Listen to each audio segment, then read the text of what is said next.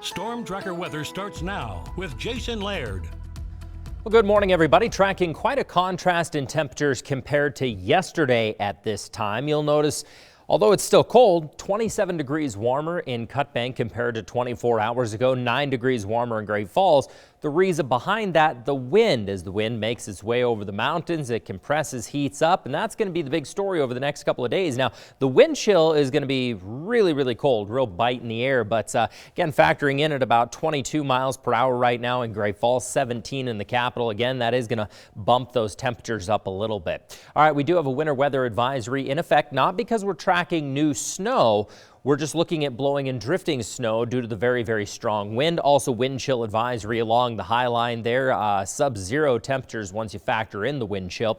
Actual air temperature 14 in Great Falls, single digits along the high line. Haze a little bit more mild at 13 and 16 in Cut Bank and 0 right now in the capital. As for today's high temperatures, we're going to be kind of right on track with freezing, still staying a little bit cool. So we should start to see a little bit of melt throughout the area today, partly due to those stronger winds helping to compress and heat up that air. But again, the wind chill is going to be rather brisk. 30 degrees today in Great Falls, 28 in the capital, looking at the mid-20s along the high line. So the wind gust forecast today, we'll likely see gusts at about 30 to 40 at times. They're going to kind of die down a little bit early afternoon, but then this evening, that's when they're really going to ramp up, especially into north central Montana.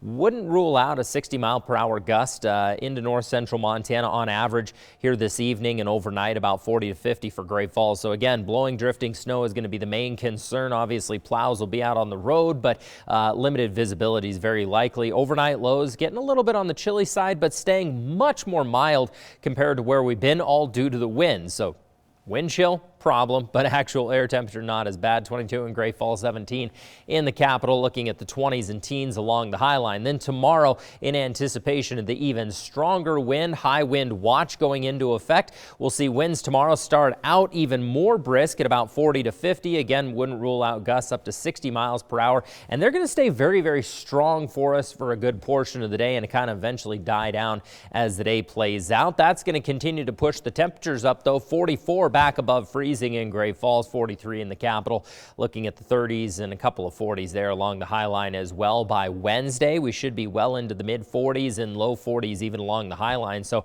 really some mild temperatures headed our way, and again, a lot of snow melt later half of this week. 30 degrees in Great Falls here today, 44 tomorrow. Again, we're going to continue to warm those temperatures up as we head toward the weekend. We are keeping our eye on a little splash and dash shower possibly rolling through this weekend, but thankfully it looks like no snowmakers at least this week. 28 degrees in the capital here today, continuing to drive those temperatures up to the 50s by Thursday.